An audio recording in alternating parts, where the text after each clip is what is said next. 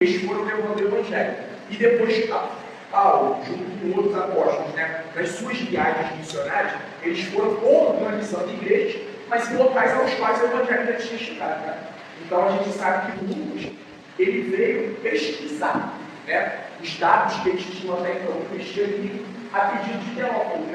A gente não sabe muito a respeito de Teófilo, mas a gente sabe que ele era um cristão, alguém convertido ao Senhor, e que como a gente aqui, ele não se contentou, vamos dizer assim, em só ouvir talvez uma coisa rasa, uma coisa superficial. Ele quis se aprofundar, e Lucas tem esse perfil de médico, mas também de historiador. Lucas foi esse acredito de Teófilo, foi andar nas regiões, a partir disso ele conhece o apóstolo Paulo, inclusive ele se envolve em viagens missionárias com o apóstolo Paulo. Em algumas igrejas ao qual o apóstolo escreve, ele menciona Lucas, pois ele está preso em Roma, ele menciona que Lucas ia lá fazer visita regular a ele, porque das 2 vezes que ele ficou preso em Roma, a última foi pesadora, mas Roma da Medicina, ele não tinha contato com ninguém. Mas a primeira prisão foi prisão domiciliar, ao qual ele mesmo falava, mesmo aqui entre cadeias, que eu estou pregando o Evangelho, o povo está se convertendo, os soldados de Roma estão chegando à conversão, estão chegando ao entendimento do Evangelho. E como ele fez, o que a gente está fazendo? O que a gente está fazendo aqui, irmãos? A gente está lembrando no conhecimento do Senhor. Para quê? Para nós podermos responder. Conhecer a Deus, além de nos alegrar. Eu gosto muito de João Calvino, quando ele fala que o ser humano, para se conhecer, ele precisa antes conhecer a Deus. E para mim faz todo sentido isso é bíblico. Porque a Bíblia diz que nós fomos criados à imagem e semelhança do Senhor. A Bíblia diz que como nós éramos uma substância informe, o Senhor já nos conhecia. A Bíblia nos diz que todos que foram criados com o propósito de glorificar o Criador, de adorar o Criador, se relacionar com o Criador. E tem uma frase também, que foi do pastor Jonas, que ele falou o seguinte: essa frase, guardei bastante ela porque eu acho ela simples e de uma explicação bem profunda. Ele diz que a adoração é resposta ao conhecimento de Deus. Então nós precisamos conhecer para poder adorar, porque senão a gente pode adorar aquilo que a gente não conhece. Como nós adoramos aquilo que a gente não conhece, possivelmente a gente está adorando um ídolo criado por nós mesmos.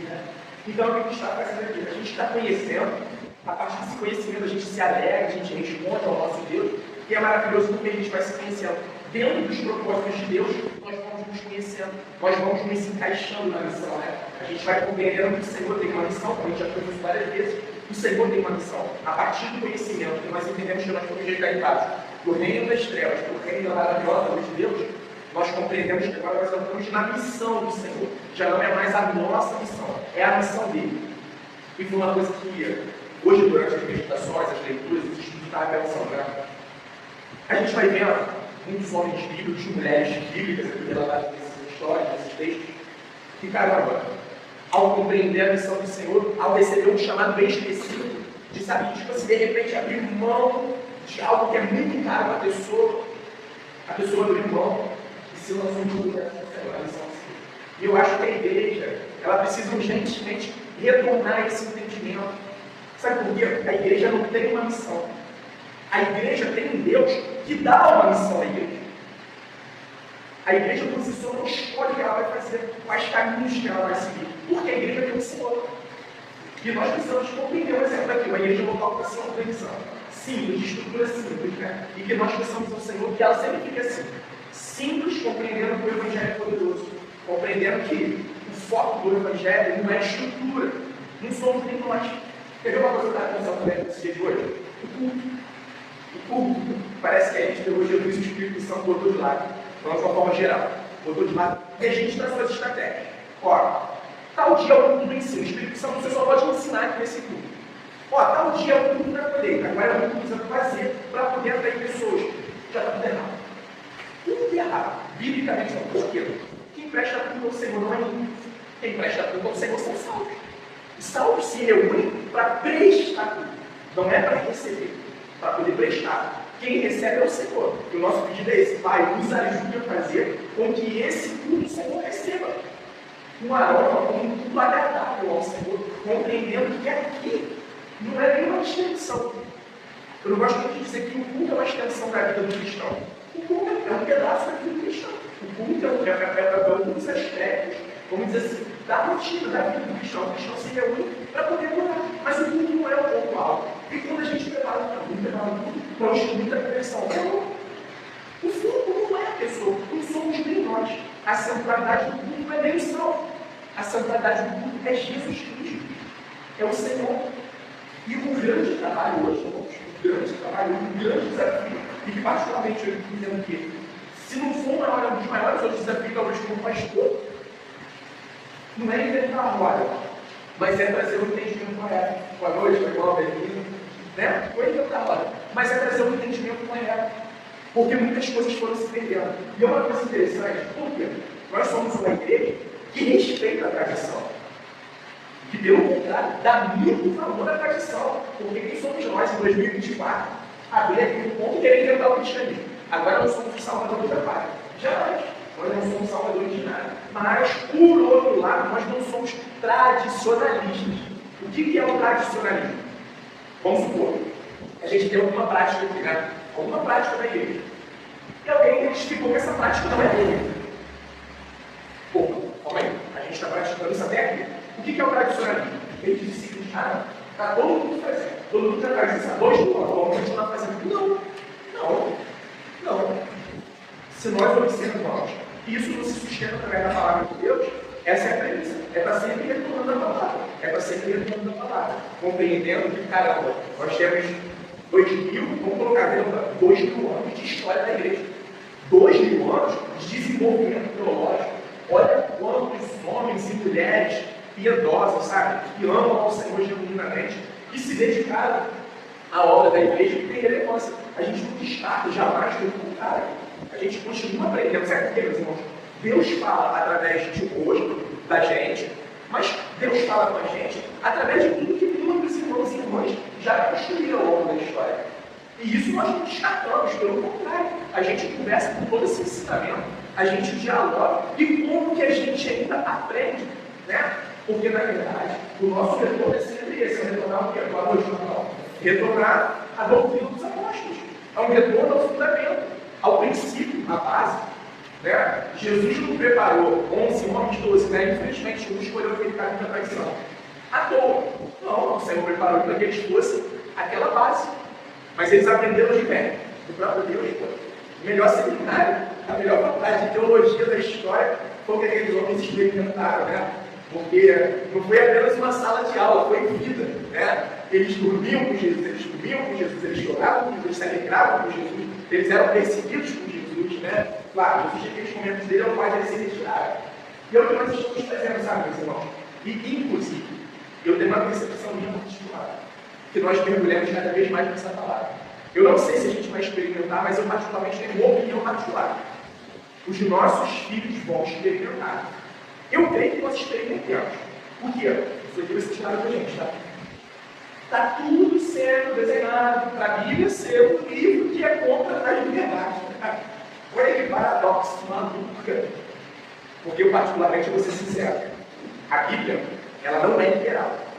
Ela não se inclina ao liberalismo. Mas o nosso Deus permite que pessoas continuem fazendo escolhas. De certa feita, o ser humano, claro, aonde Deus termina a vontade, termina o espaço do ser humano, termina o espaço do homem. Mas até onde o Senhor não deveria, Deus permite que os homens façam escolhas. E é uma geração que sempre cristã da liberdade. Olha o que a liberdade está fazendo com o mundo, irmãos. É só a gente olhar aí fora. E eu louvo a Deus, sabe? Eu louvo a Deus, porque a resistência de certa feita é isso aqui, olha. Qual é a característica de uma igreja saudável, irmãos? É uma igreja que não é numérica, não. Ela pode até ser numérica, mas ela não necessariamente é numérica. Mas a característica de uma igreja saudável são pessoas que estão buscando a palavra do Senhor, buscando santificação, buscando santidade. É algo que quando a gente fala hoje, eu lembro do princípio da minha conversão, numa célula lá do IPS, da igreja mais do IPS, quando era no IPS, mudou que morava um outro bairro lá. Cara, a gente era início de conversão, querendo aprender, que enquanto nós tínhamos de vontade, e glória a Deus que a gente está continua cheio de vontade, creio todos nós. Cara, eu fui falar sobre santidade, era uma célula só para rapazes, para homens, e a maioria assim, rapazes mais jovens, né? Eu tinha que ver como é que eu meio que debochado. Tipo assim, santidade. Santidade é lá na época dos apóstolos, tipo assim, sabe, irmão? Santidade, pô, isso é legalismo. Isso é bobagem. E aí vai a Bíblia, sejam santos, porque o Senhor é nosso Deus é santo. Santidade não é você mais espiritual que Deus, irmão. Santidade é renunciar a tudo aquilo que eu sei que meu Deus odeia. Porque tem coisas que não são, mas tem coisas que Deus odeia. E eu, particularmente, irmãos, a gente fala muito assim de teologia, doutrina, que é muito importante. Nunca, isso eu posso falar com tranquilidade, nunca na história, né, da igreja nós tivemos acesso a tanto material bom, a tanto conteúdo bom. Hoje, irmãos, a gente tem dicionários bíblicos maravilhosos, comentários bíblicos expositivos maravilhosos, livros devocionais, livros acadêmicos. Cara, não fala um cristão que quer beber e comer, claro, principalmente da principal fonte, do Senhor. Mas aquele que quiser, sabe, lapidar mais, se aprofundar, tem material, muito material. Muito material. Então eu acredito que hoje a nossa dificuldade não seria a questão de você ter acesso à doutrina, a bons estudos. Estava assistindo com o Leozinho 2 filmes essa semana e me chamou muita atenção sobre o Einstein.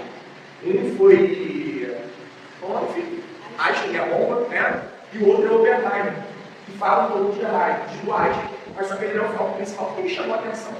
Em todas aquelas discussões, eles se depararam com um dilema. Porque qual é a finalidade da ciência? Se você pega nos livros, nos estudos, a finalidade da ciência é contribuir para o avanço da humanidade, para a felicidade da humanidade, para desenvolver bem a humanidade. E eles se depararam com um dilema, porque Einstein, alguns anos atrás, antes da construção da bomba atômica, ele já tinha relatado alguma coisa a respeito do que poderia ser feito com uma bomba de átomos, mas só que eles comiam, os nazistas estavam desenvolvendo numa larga escala a bomba atômica, os Estados Unidos acelerou o processo. Eles tudo tendo uma conversa com os grandes cientistas, diversos caras, químicos, físicos, enfim, cara, uma diversidade de áreas, e cada um com uma especialidade de alguma coisa. Einstein falou uma coisa que eu falei, cara, faz muito sentido. Ele falou: o futuro da humanidade não depende do desenvolvimento científico e tecnológico. O que vai te dar o futuro da humanidade é o desenvolvimento moral e lógico. E para mim hoje, a grande reforma, agora vamos falar de igreja, que a igreja necessita uma reforma da moral. É uma reforma do caráter, é uma reforma da ética. Nós estamos negociando os princípios. Muitas igrejas ortodoxas na pregação, mas na ortopraxia, na prática, uma loucura, uma loucura. Irmão, tem coisa que você dizer abertamente, uma enxurrada de ensinos neopentecostais invadindo as igrejas, e muita coisa, me perdoe, ou praticamente tudo, nada bíblico, tudo se afastando da palavra. A Bíblia hoje é como se fosse um enfeite, Bíblia hoje como introdução de sermão. Meu versículo some o texto bíblico, o homem falando o que acha, o que pensa. E por isso que a gente está falando de missões. E a gente está achando que missão, por favor, aqui não é crítica a vertente pentecostal, a uma vertente reformada, enfim, aqui não é isso. Aqui é um estado com entendimento bíblico. Irmãos achando que missão é um movimento, talvez que eu faça com o meu corpo, é uma emoção, mas só que a Bíblia diz ungido, ou ungido, a gente vai ver que Jesus só teve ele, ou ungido. Homens na antiga aliança eram ungidos, separados para o trabalho, do tabernáculo, depois do trabalho do templo. Não é à toa que naquela época você ungia objetos, porque você separava o objeto para poder fazer aquele ritual. Acabou aquele ritual, o objeto estava tudo novamente. E a gente vai ver Jesus aqui, a família de Jesus. Boa noite, reconhecendo que precisava cumprir a lei para poder vencer a lei.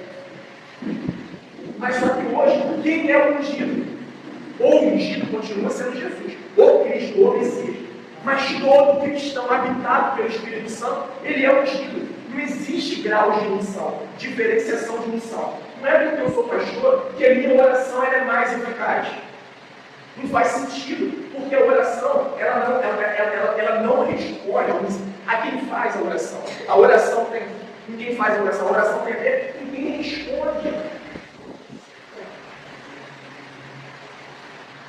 E quem disse que o nome de Deus não é bênção? Não, o Senhor é bênção. Ele é Senhor sobre todas as coisas. Então, o que nós temos buscado é isso, irmãos. E se encharque mesmo dessa palavra, mas só não se encharque para poder conhecer, porque a história também nos mostra isso. Veio a reforma protestante. Como contribuiu? Como contribuiu e contribuiu até hoje? O que aconteceu? Palavra, conhecimento. A Europa enfrentou um esfriamento gigantesco.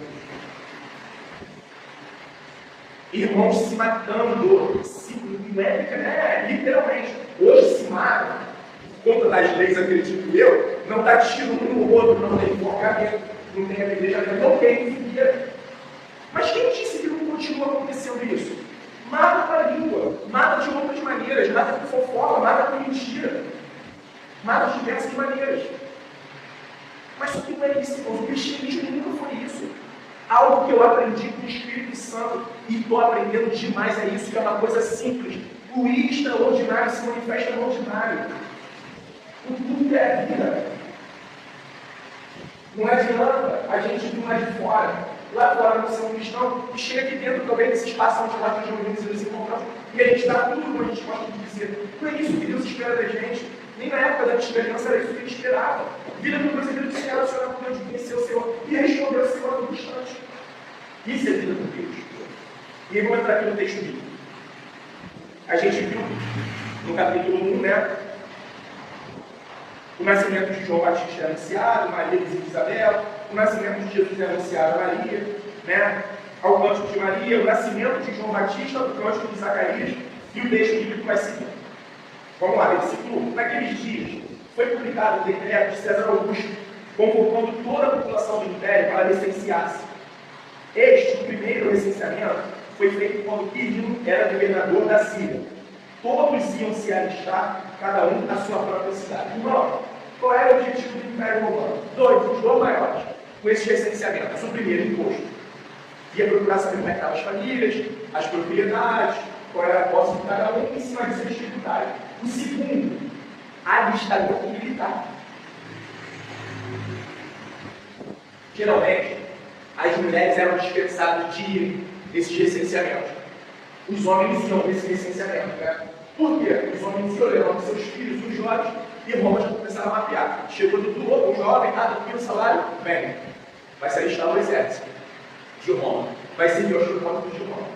Mas só que, duas coisas interessantes de Deus, ele precisa compreender.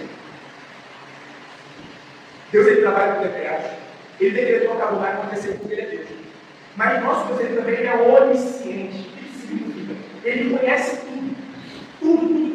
A história até o fim, tudo, porque ele é Deus. Então, ele aproveita os propósitos dos homens, os propósitos terrenos, para poder fazer cumprir os seus propósitos eternos. Talvez Deus pode decretar aos governadores, aos políticos naquela época, ó, faz o licenciamento porque vai chegar o momento de você cumprir a profecia. Pode. Mas talvez também é possível Deus estabeleceu aquele momento porque ele já sabia o que iria acontecer. E como isso aconteceu, ele já sabia que seria necessário José fazer a viagem que ele vai fazer aqui no texto, versículo 4. José também saiu da Galileia, a cidade de Nazaré, Nazaré ficava na região da Galileia, e foi para a Judéia, da casa e família, foi para a Judéia, até a cidade de Davi, chamada Belém, por ser ele da casa e família de Davi, a fim de alistar-se com Maria, sua esposa, que estava grávida. Né? E a gente pensa o seguinte: por que José está levando Maria da região da gravidez? Né? Por uma perspectiva humana, talvez ela saia daquela fofoquinha de Nazaré. Está grávida, não casou ainda, como que isso é possível?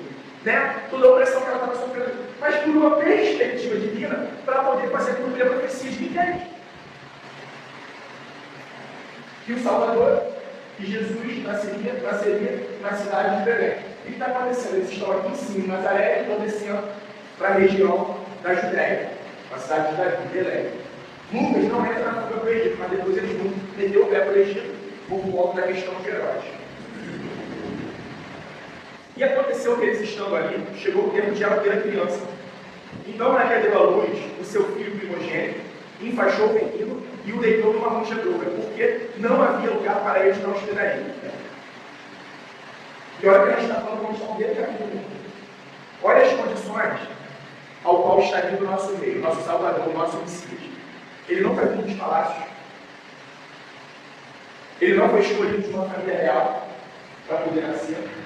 O Senhor escolheu uma família pobrezinha de Nazaré. O Senhor foi lá, mandou o anjo Gabriel anunciar isso a eles. Isso foi anunciado a eles. E o Senhor está cumprindo essa profecia aqui através deles. E no versículo 7, diz que então Maria deu à luz o seu filho primogênito. Tem versões bíblicas, inclusive, principalmente as versões da Igreja Romana, que traduz primogênito como único filho. Mas só que a palavra prototokos não significa único filho, significa primeiro filho. Porque a partir daqui nasce também dos ensinamentos errados de que Maria só foi mãe de Jesus. Isso aqui, na verdade, irmãos, o casamento é uma bênção por Deus, instituído por Deus. A relação sexual dentro do casamento é uma bênção que o Senhor deu ao casal. Então, o fato de Maria ter se relacionado com José e ter outros filhos, isso não era uma questão imoral para ela, isso não manchava a reputação dela de nenhuma maneira. Porque repetindo, família é bênção. Os filhos que o Senhor deu a ela é bênção. A Bíblia não diz que filhos são herança do Senhor, então é bênção.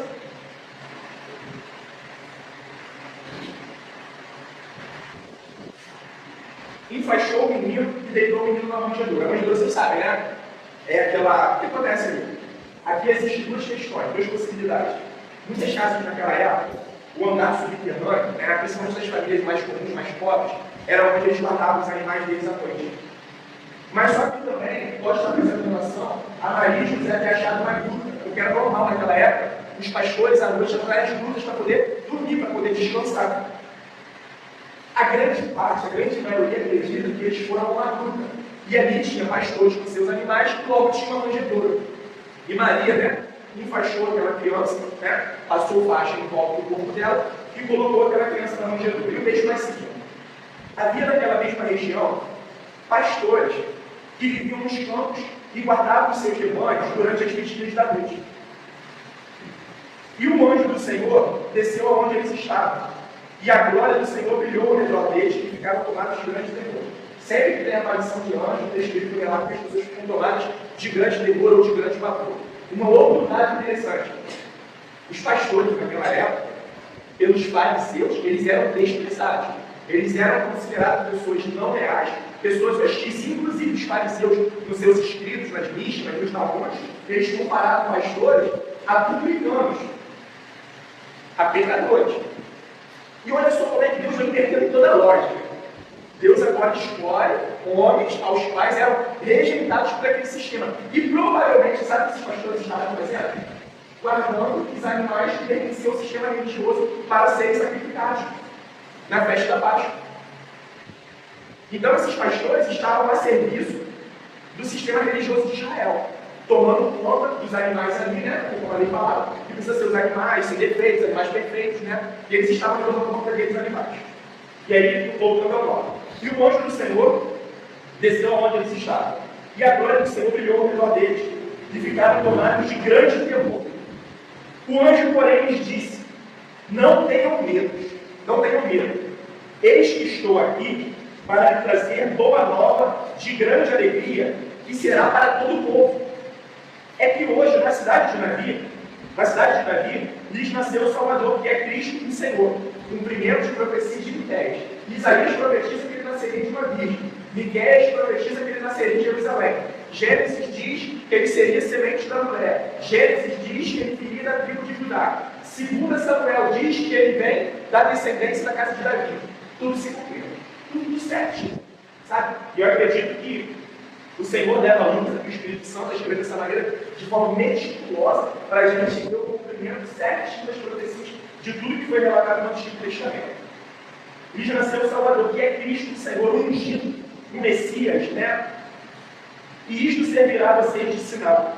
Vocês encontrarão uma criança envolta em faixas e deitada em manjedoura.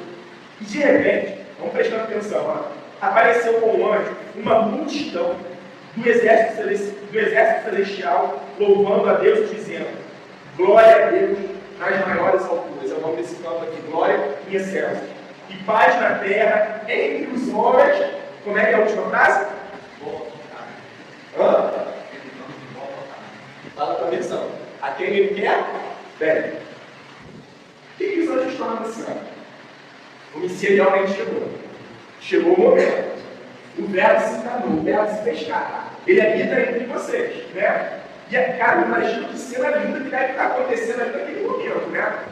diz que a glória do Senhor estava ali. Irmãos, vocês lembram como que veio o rosto de Moisés, quando ele desceu do monte, ele ficou 40 dias lá no Senhor? Ele teve que tampar o rosto.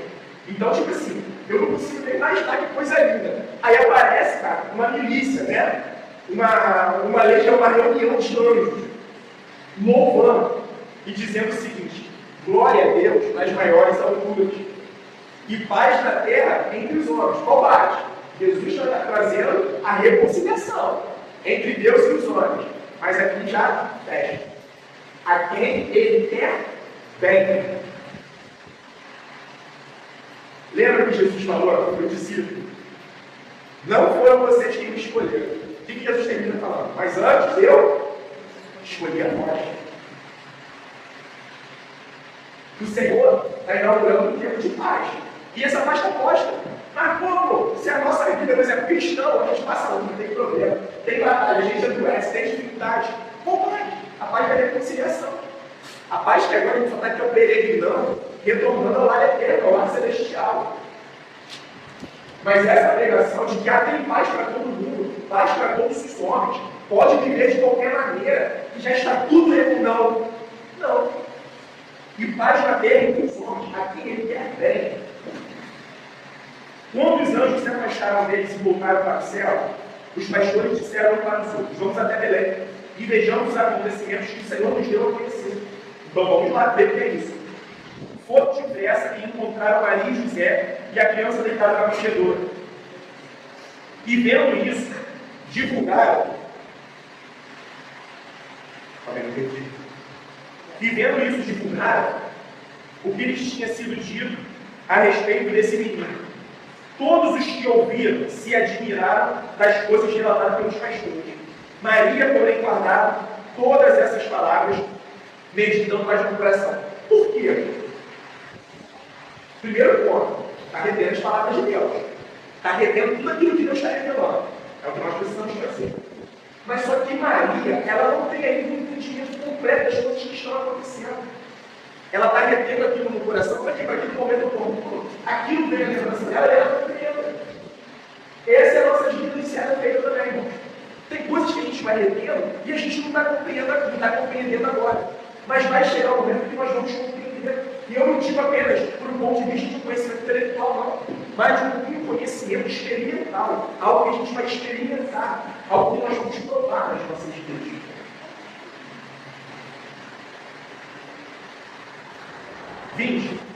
E os pastores voltaram, glorificando e louvando a Deus por tudo que tinham ouvido e visto e como lhes tinha sido anunciado. Irmãos, o que vocês lembram que o Senhor hoje falou para os pastores? O que foi prometido a eles? O que tinha sido inaugurado? Foi dinheiro? Foram bens? Foi o cumprimento da palavra do Senhor. Foi a paz. Foi a chegada do Cristo, a chegada do Messias. E melhor nós já recebemos. Aqueles que confiam e creem em seu nome, e melhor nós já recebemos. E melhor a parte de Deus nós já recebemos. E como que esses pastores saíram dali, irmão? O texto bíblico fazendo o quê? Glorificando e louvando. Por tudo que tinham ouvido e visto, como lhes tinha sido anunciado. E o que a gente está fazendo aqui no Evangelho de Lucas? Terminando de João, aprofundando o conhecimento. Para quê? Para sair daqui apenas mais sábio? Não, vamos sair daqui mais sábio. Para aqueles que retêm. Mas para quê, irmão? Para a gente poder louvar o Senhor. Para a gente poder glorificar o Senhor. Para a gente poder celebrar o Senhor. Para a gente poder responder ao Senhor. Para a gente poder conhecer a Deus, saber como que responde a Deus. Como que lida com Deus, como se relaciona com o Senhor. E aí o texto vai seguir.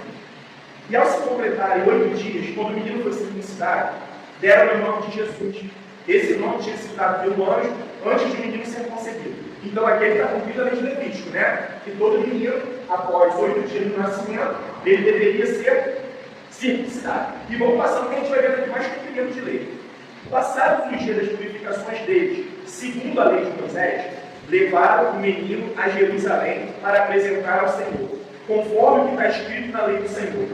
Todo primogênito será consagrado ao Senhor.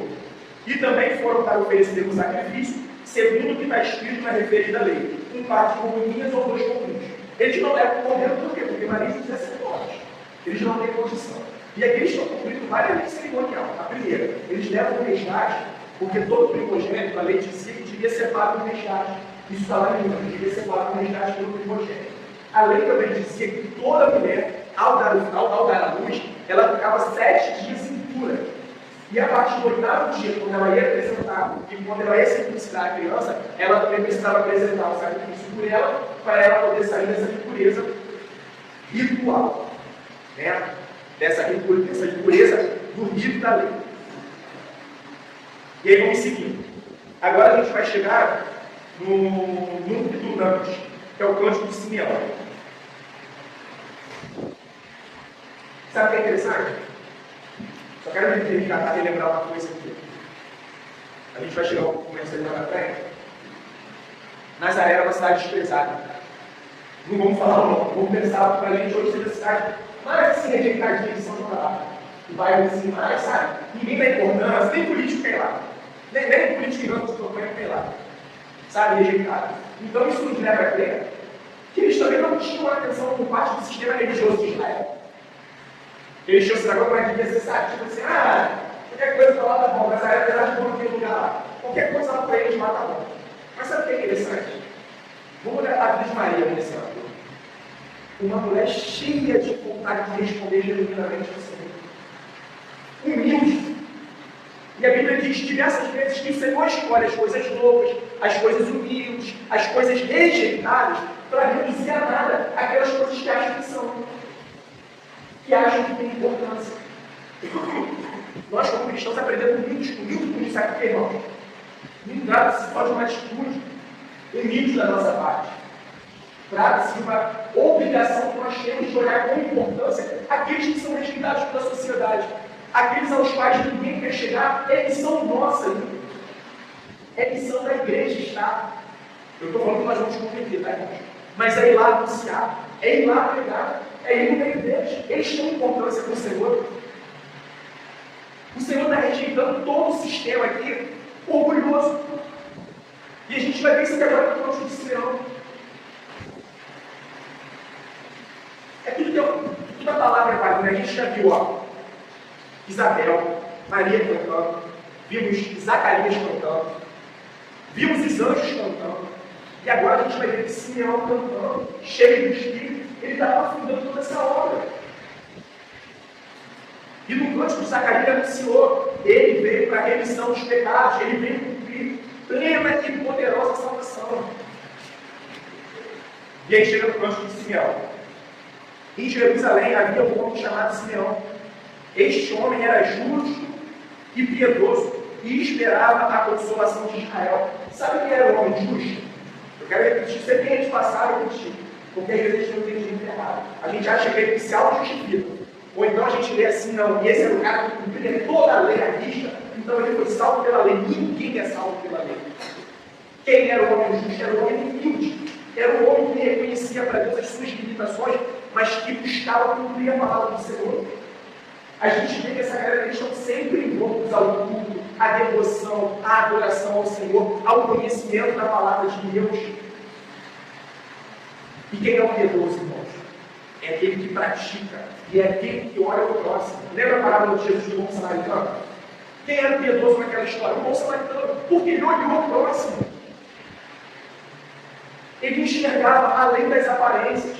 E eu não estou dizendo que, irmãos, por exemplo, uma pessoa bem afeiçoada, bem vestida, não, esse eu vou pegar o evangelho porque esse é o orgulhoso. Não, pelo amor de Deus, não é isso que a gente está falando. É que, infelizmente, a sociedade tem uma inclinação maior a dar atenção a quem está tudo bonitinho. Claro que a gente condena todo tipo de crime. Né? O crime não se justifica. Mas nós precisamos, a gente não pode olhar isso apenas como algo que aconteceu na história. A gente precisa olhar como algo que aconteceu na história, mas que está trazendo ensinamentos práticos para a igreja, vivenciais para a igreja. E eu estou no cântico de Simeão, né? Comecei? Comecei? Não, é? Em Jerusalém havia um homem chamado Simeão. Este homem era justo e piedoso e esperava a consolação de Israel. E o Espírito Santo estava sobre ele. É muito interessante isso também, né? Por quê? Quem está esperando consolação é quem está vivendo no mundo hostil. Quem é o consolador, irmão? É esse que habita em nós. Ele nos ensina, nos aconselha, mas ele é o nosso consolador. E o Espírito Santo estava sobre ele. Esse é um dado importante, porque no Antigo Testamento, geralmente, o Espírito Santo ele vinha, fazia a obra que ele devia fazer, através da vida de uma pessoa, e ele se retirava. Mas aqui tem alguma coisa mais especial em relação a esse homem aqui. A gente não tem muitos dados a respeito de Simeão, não. E o 26, ele tinha recebido uma revelação do Espírito Santo de que não morreria antes de ver o Cristo do Senhor, o ungido do Senhor, o Messias do Senhor, o Salvador do Senhor. Movido pelo Espírito, ele foi ao templo. Quando os pais trouxeram o menino Jesus para fazer com ele o que a lei ordenava. Impelido pelo Espírito, ele foi lá no momento que Maria e José levaram Jesus ao templo. Simeão o tomou nos braços e louvou a Deus, dizendo: agora, Senhor, podes despedir em paz o teu servo, segundo a tua palavra, porque a tua palavra se cumpriu, Senhor. Porque os meus olhos já viram o quê? Aleluia, a tua salvação, aleluia, glória a Deus, a qual preparaste diante dos judeus, de todos os povos, luz para a revelação aos gentios, e sim, e para a glória do teu povo de Israel, aquele povo ao qual tinha sido selecionado, formado, através de herança, através de promessa do Senhor.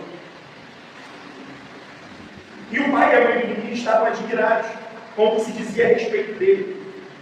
Simeão os tomou no braço e disse a Maria, mãe do menino: este menino está destinado tanto para a ruína como para a elevação de muitos em Israel e para ser alvo de contradição. Isso até hoje, irmão. Tá? Isso até hoje. Tem uns que recebem o evangelho de bom grado. Leram a palavra da semente? Tem uns que já rejeitam de cara. Falou de Jesus, não quero saber dessa bobeira não, dessa tolice não. Só você mesmo para acreditar nisso. E uns com o pé para cá e com o pé para lá, dividido. Confio ou não confio? Confio nisso daqui eu não confio. Isso daqui eu confio, isso daqui eu não confio. Até hoje. Ele traz bênção, profetiza Simeão, traz alegre. Para que se manifeste os pensamentos de muitos corações. Quem manifesta os pensamentos dos corações? A revelação foi prometida. A palavra. Não é isso mesmo? Por quê? A palavra é como uma espada de dois gumes. Ela discerne, os nossos pensamentos, as nossas intenções. E quem que vai julgar a humanidade naquele grande dia, irmão? A palavra de Deus. Tudo que foi anunciado. O Filho do Homem não veio para condenar. O Filho do Homem veio para salvar. Aí o texto vai se desenvolvendo.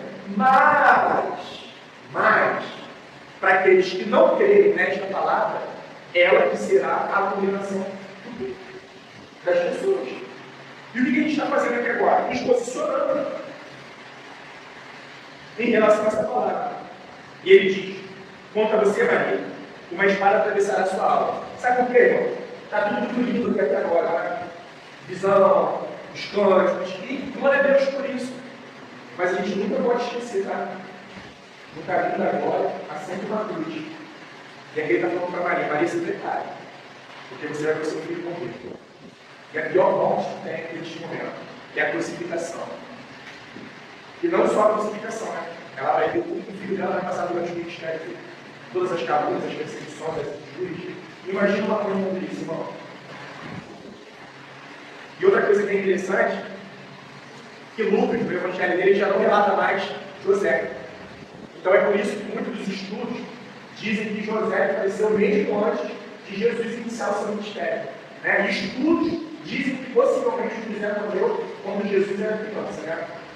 Ainda de sua adolescência, ela teve os outros filhos, sabe que naquela época os filhos, eram muitos os filhos. Então, termina um relato a respeito disso. E aí vamos lá para o 36 encaminhando para poder ir para a reta final. Havia uma profetisa chamada Ana, filha de Fanuel, da tribo de Ásia, uma tribo que estava bem perdida naquela época. Mas, pelo visto aqui, tinha ficado alguém. Ela era bem idosa, tendo vivido com o marido 7 anos, desde que tinha se casado.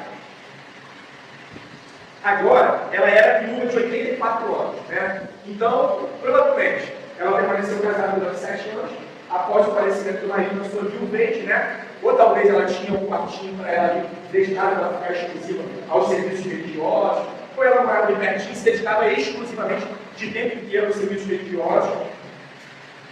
E aí o texto vai dizendo que ela não deixava o templo, mas adorava noite e dia com jejuns e orações. E chegando naquela hora, dava graças a Deus e falava a respeito do menino a todos os que esperavam a redenção de Jerusalém. Deus não está usando o sumo sacerdote. Deus não está usando os proeminentes.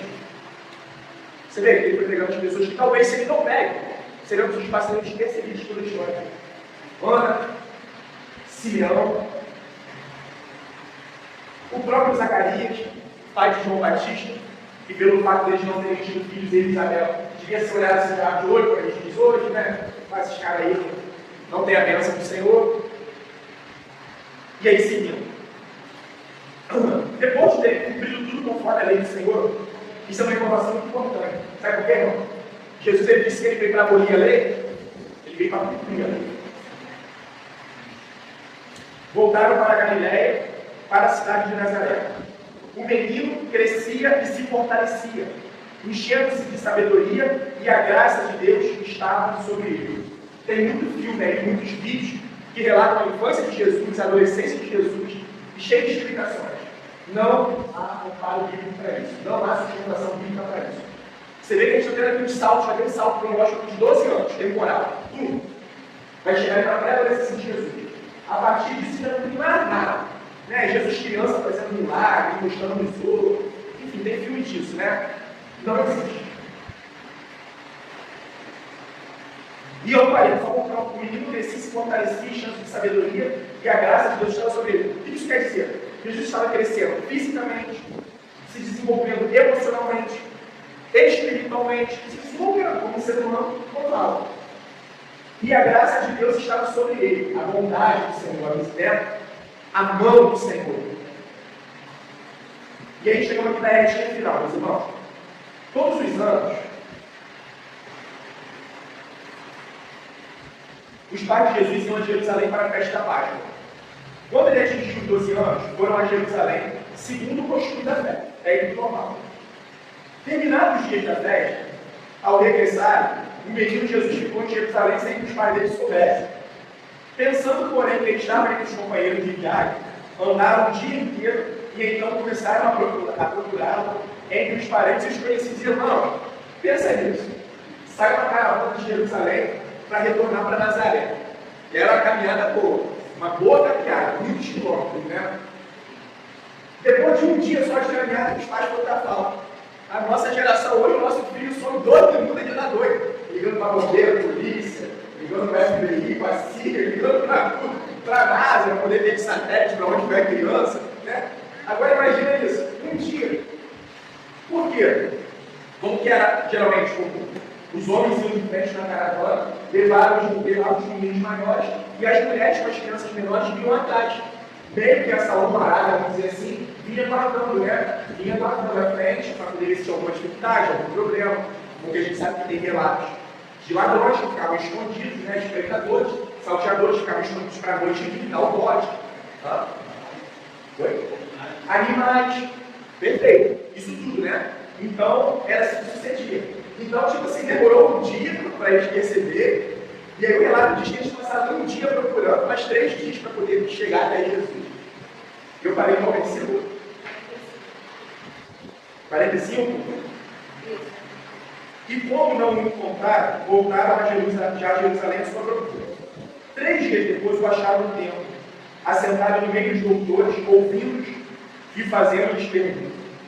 E aí o texto diz que todos os que ouviram o menino se admiravam muito da sua inteligência e das suas respostas.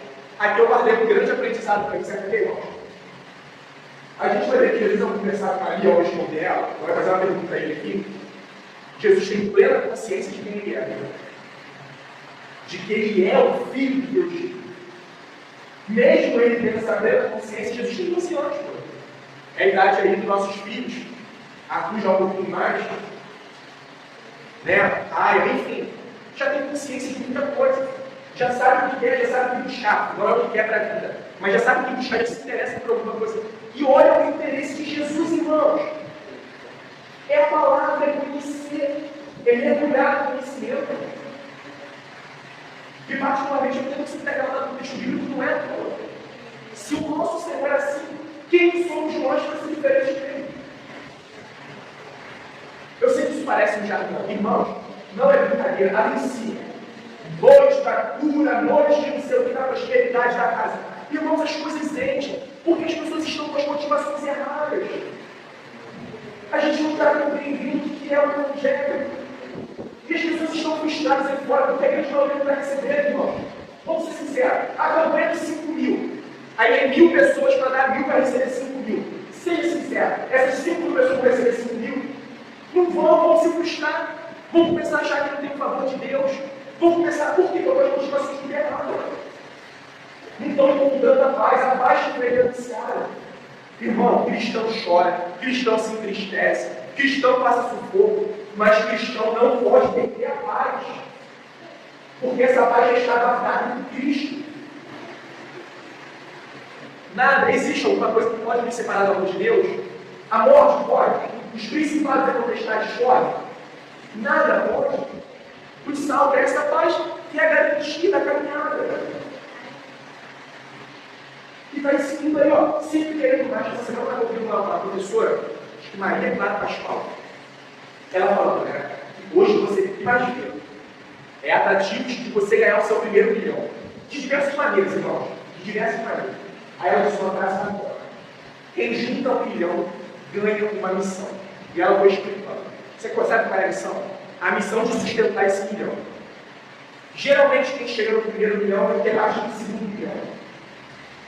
E daí fora, todo mundo vai chegar ao milhão, não vai chegar ao milhão. E como se fosse um milhão que resolver essas coisas. Você explica então, porque a gente tem tanto rico aí, cara, afundado em droga, em bebida, se matando, transando com 3 pessoas diferentes, talvez por noite, achando que vai encontrar a resposta. O que encontra é uma AIDS? O que encontra uma depressão, mais tristeza ainda? Porque não está preenchido pelo que deve ser preenchido.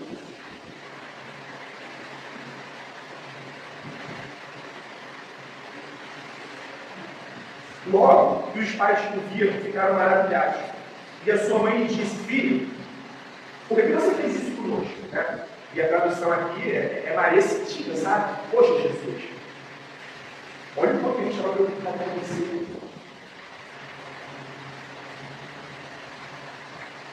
E ele responde: por que me procuraram? Não sabiam que eu tinha de estar na casa de meu pai? Não compreenderam, porém, as palavras que lhes disse, e voltou com eles para Nazaré, que era submisso a eles. E a mãe dele guardava todas essas coisas no coração. E Jesus crescia em sabedoria, estatura e graça, diante de Deus e dos homens. E aqui o rebanho de Cristo, Jesus ele crescia na horizontal e na vertical. Crescia no relacionamento com o Pai e crescia no relacionamento com os homens. Né?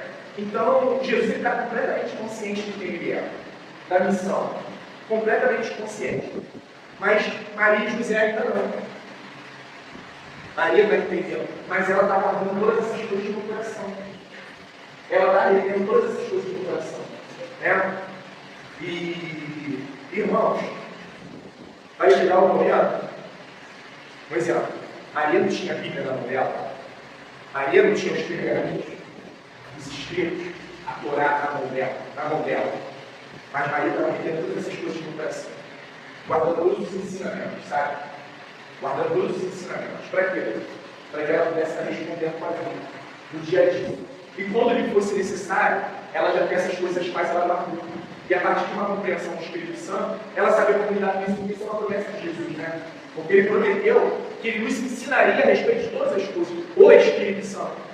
Dos ministérios do Espírito Santo. Ele nos capacitaria a entender. Né? E ele falou: olha só, quando vocês se separarem diante dos homens, não fiquem preocupados com o que vocês terão que falar. Porque eu lhes darei as palavras, eu lhes darei todo o entendimento. E é isso. Nós estamos enchendo o nosso pote para a gente poder, olha, dividir essa palavra. Qual foi o problema daquelas virgens? Porque às vezes, não, mas calma aí. A virgem lá falou que se eu dividisse, eu ia ficar sem. Mas aí é uma alusão ao Espírito Santo. É uma alusão ao relacionamento com o Senhor. Aí vocês tiveram tudo para poder matar. Vocês tiveram tudo para poder se relacionar com o Senhor. Vocês poderiam ter feito isso no momento oportuno. A prudência de vocês tinha que ser no momento oportuno. Agora. E qual é a grande mensagem, irmãos? Que essa era da graça vai cessar.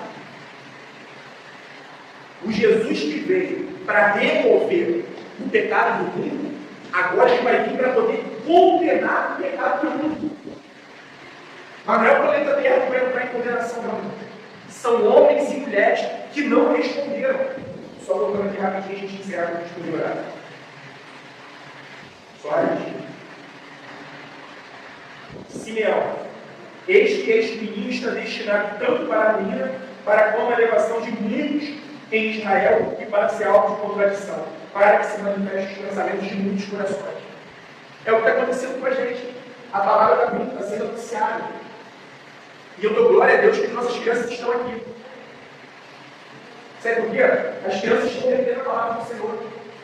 A gente precisa orar para que elas coloquem essa palavra em prática em todo momento oportuno. Mas eu creio, toda vez que eles estão no nosso meio, eles estão retendo alguma coisa, eles estão guardando alguma coisa.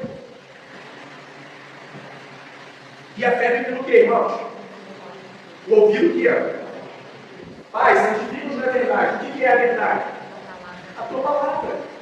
É isso que a gente está fazendo. É isso que condiciona um cristão saudável, uma igreja saudável diante do Senhor. É uma igreja que tem fome, que tem sede pela palavra.